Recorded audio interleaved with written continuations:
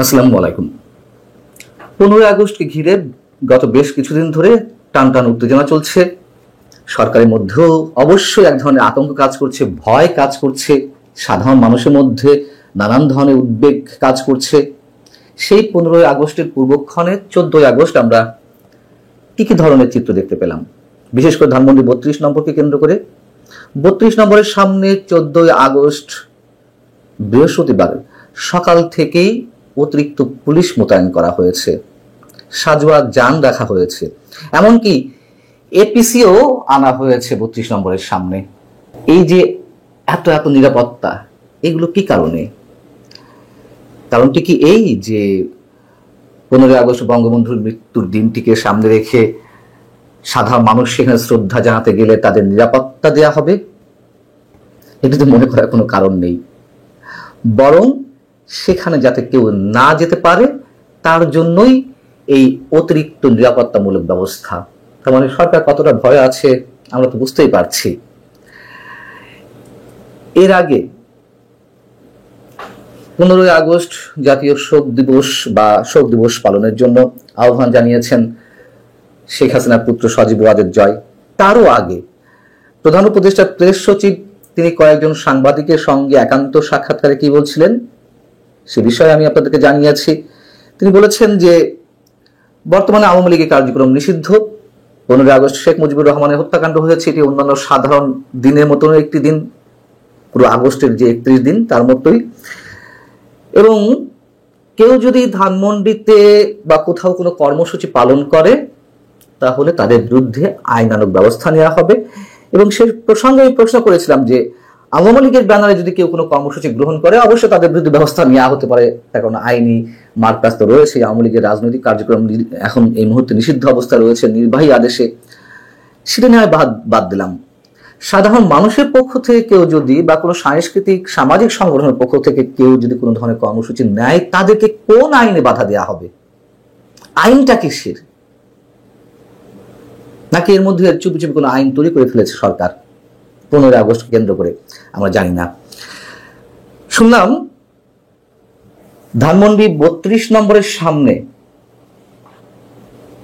বিএনপির স্থানীয় কিছু নেতাকর্মীও অবস্থান নিয়েছে, যদি কেউ সেখানে বঙ্গবন্ধুর স্মৃতি বিজড়িত যে ভবনটি ছিল আমাদের স্বাধীনতা যুদ্ধ মুক্তিযুদ্ধের অন্যতম প্রতীক, সেখানে কেউ যদি শ্রদ্ধা নিবেদন করতে যায় তাদেরকে প্রতিহত করা হবে। যদি ওই নিউজটি আর তেমন কোনো গণমাধ্যমে আসেনি, ঢাকা এক্সপ্রেস নামে একটি গণমাধ্যমে এসেছে এবং তাদের ইন্টারভিউ করা হয়েছে, লাইভ করা হয়েছে। বিএনপির মতন একটি বৃহৎ রাজনৈতিক দল এবং নিঃসন্দেহে মুক্তিযুদ্ধে বিএনপি প্রতিষ্ঠাতা জেনারেল জিয়াউর রহমানের যে অবদান সেটি তো অস্বীকার করার মতো নয়, এবং বিএনপি নিজেও দাবি করে যে স্বাধীনতার ঘোষক তিনি। যদি তাই হয়ে থাকে তাহলে স্বাধীনতার স্থপতি যার নির্দেশে মুক্তিযুদ্ধ সংঘটিত হলো সেই ব্যক্তিটিকে কেন্দ্র করে এ ধরনের কার্যক্রম কেন নেওয়া হবে? বিএনপিও কি রাজনৈতিক দেউলিয়াত্বের মধ্যে চলে গেছে?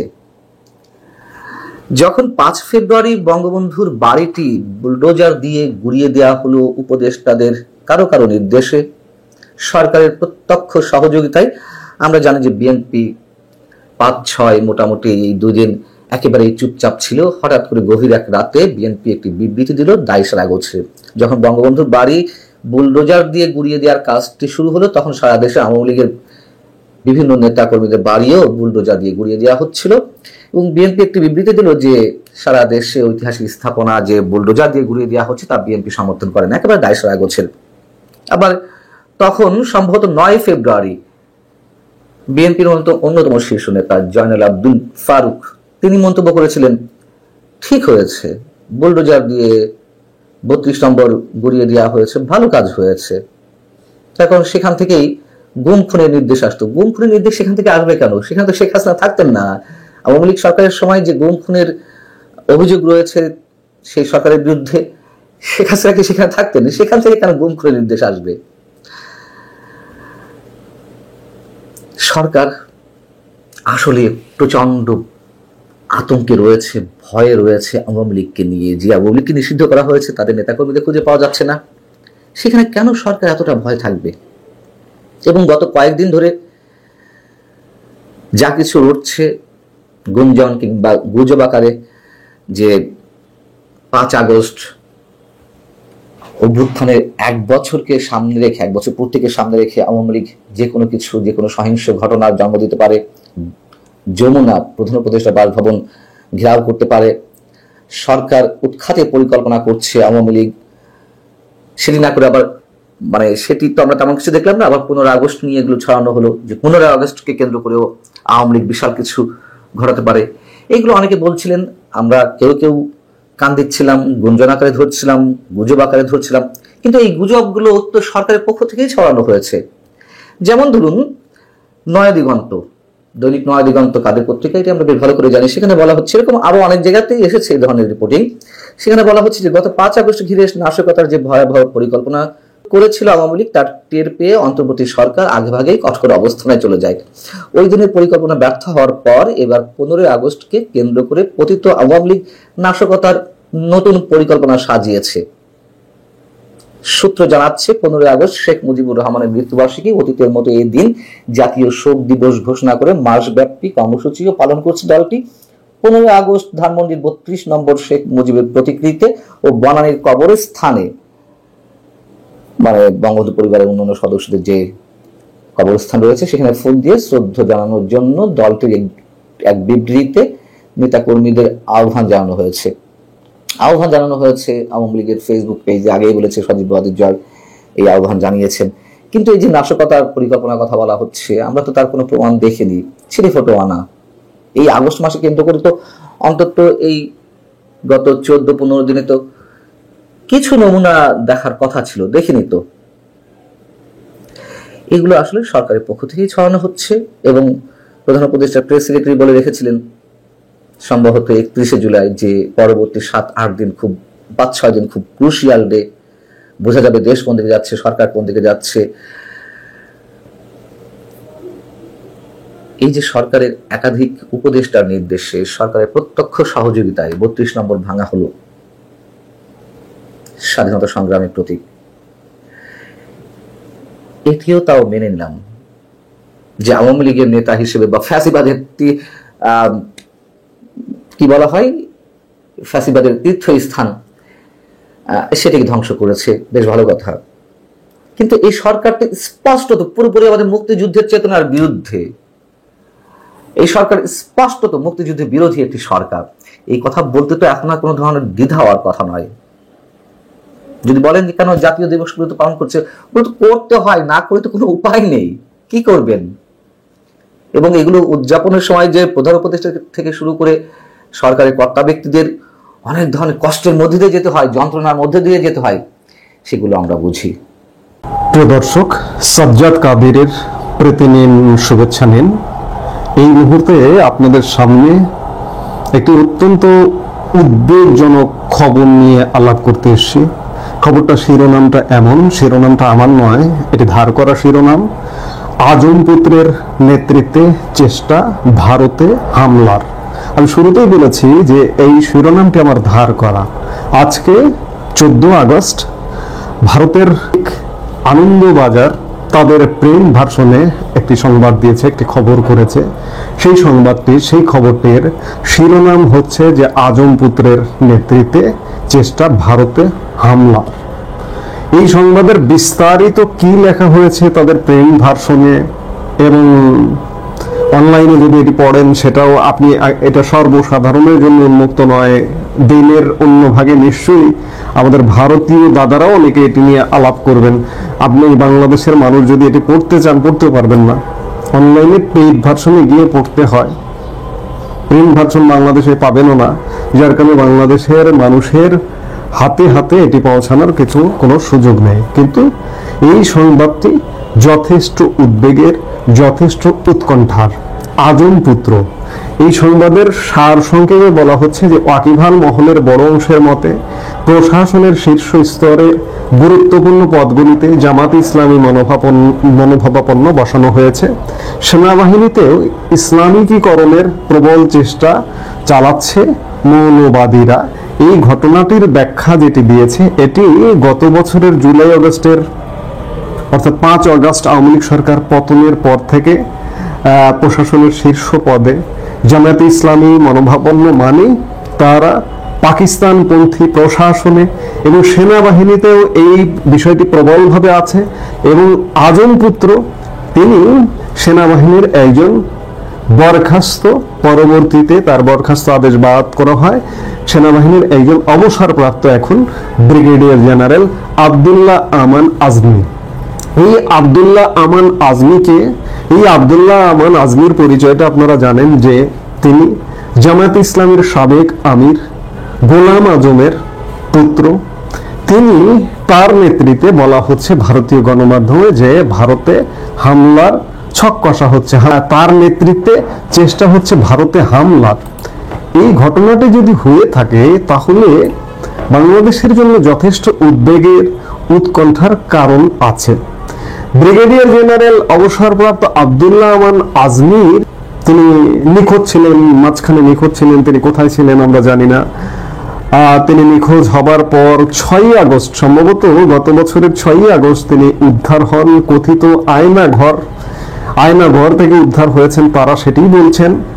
এবং উদ্ধার হবার পরেও তিনি নানা রকম বিতর্কিত মন্তব্য করেছেন। ইতিমধ্যে আমাদের জাতীয় সঙ্গীত নিয়ে মন্তব্য করেছেন।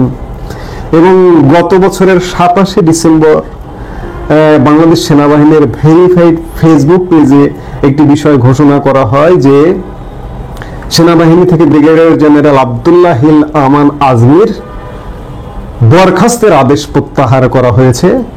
সেনাবাহিনীর ফেসবুক পোস্টে বলা হয়েছিল যে গত 24 ডিসেম্বর ব্রিগেডিয়ার জেনারেল আব্দুল্লাহ আমান আজমিকে তার বরখাস্তের আদেশ বাতিল করে 2009 সালের 24 জুন থেকে ভূতাপেক্ষ ভাবে আকালীন বাধ্যতামূলক অবসর প্রদান করা হয়েছে।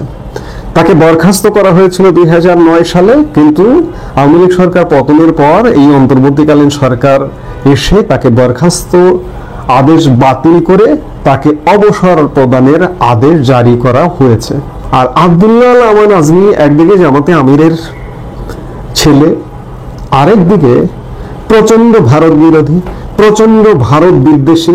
এবং তিনি তার এক সাক্ষাৎকারে বলেছিলেন যে আমার ভারত বিরোধিতার কারণেই আমাকে সেনাবাহিনী থেকে চাকরিচ্যুত করা হয়েছে, বরখাস্ত করা হয়েছে। এবং তিনি এই যে মুক্ত হবার পরে তাকে যখন খুঁজে পাওয়া গেল, তিনি নিখোঁজ ছিলেন। মুক্ত হওয়ার পরে সোশ্যাল মিডিয়ায় সাক্ষাৎকারে, এক ইউটিউব সাক্ষাৎকারে তিনি বলেছিলেন যে বাংলাদেশ সেনাবাহিনী যদি আমাকে মনে করে আমি সেনাবাহিনীতে ফেরত যাব কিংবা দায়িত্বে যাব, সোজা কথা দায়িত্বে যাব। এবং তিনি নিজেকে বলেছিলেন যে আমি এখনো গাড়ি চালাই, এখনো সক্ষম, এটা সেটা বিভিন্ন কিছু। অতীতের 2 সেনা প্রধান হয়েছিলেন অবসর থেকে এসে, জেনারেল আতাউল গনি ওসমানী। এখন ভারতীয় গণমাধ্যম বলছে যে আমান আজমিকে দিয়ে ভারতে হামলার ছক কষা হচ্ছে।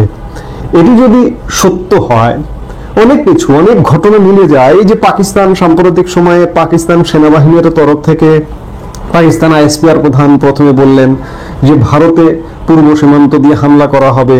পাকিস্তান সেনা প্রধান আসিম মুনির বললেন যে আমরা পূর্ব সীমান্ত দিয়ে হামলা করব ইত্যাদি।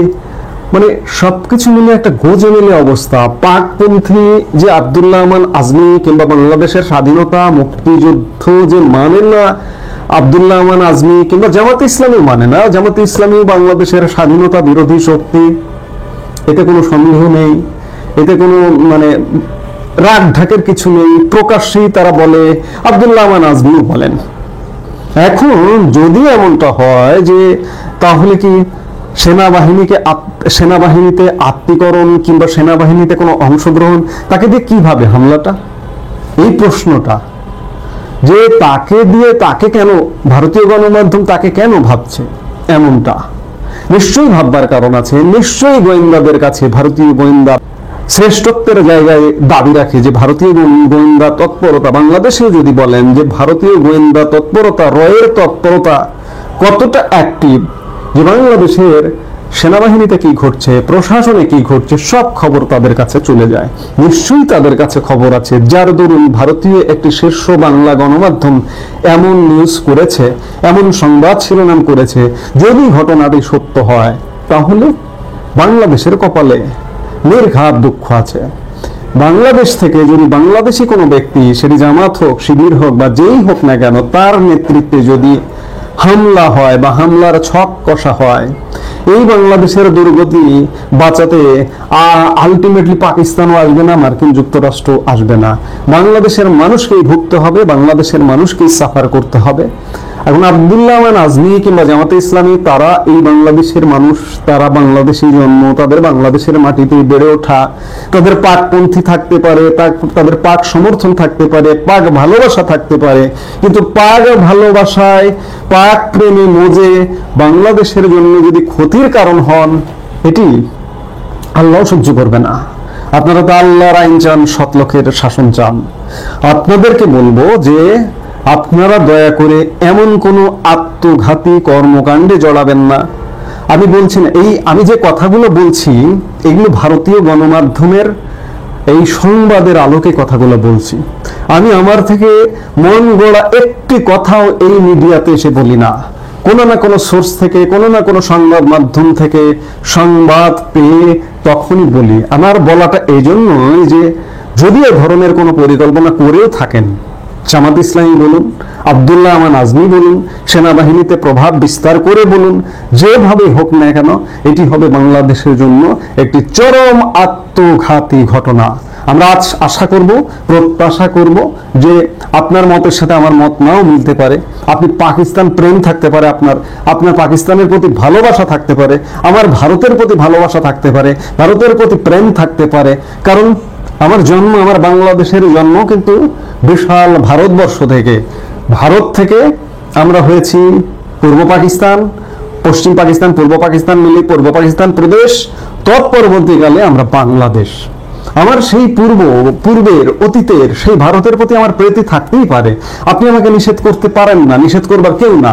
কিংবা আপনি যখন ভাগ হয়ে পাকিস্তানে গেলেন, পাকিস্তানের প্রতি আপনার প্রীতি থাকতে পারে, আমি সেটাও নিষেধ করবার কেউ না। আপনার যদি পীড়িত থাকে, থাকতে পারে, কিন্তু পাকিস্তানের সাথে মজে এমন কেন কর্মকাণ্ড কেউ করবেন না, কিংবা আমি ভারতের সাথে মজে এমন কোনো কর্মকাণ্ড করব না যেটি বাংলাদেশের স্বাধীনতা, সার্বভৌমত্বের জন্য ক্ষতিকারক হয়। আজকে যে সংবাদটি এসছে, এটি সত্য না হোক, এটি মিথ্যা হোক, বা এটি প্রপাগান্ডা হোক, বা এটি সত্যও হোক, আমরা প্রত্যাশা করব যে এমন সত্যের মুখোমুখি যেন বাংলাদেশের মানুষকে হতে না হয়। এই মুহূর্তে এ পর্যন্তই। সবাই সুস্থ থাকুন, ভালো থাকুন। আমাদের ভিডিওগুলো নিয়মিত পেতে সাবস্ক্রাইব করুন Sajjad Kadir and the legends YouTube channel এবং লাইক, কমেন্ট, শেয়ার করে সাথে থাকুন।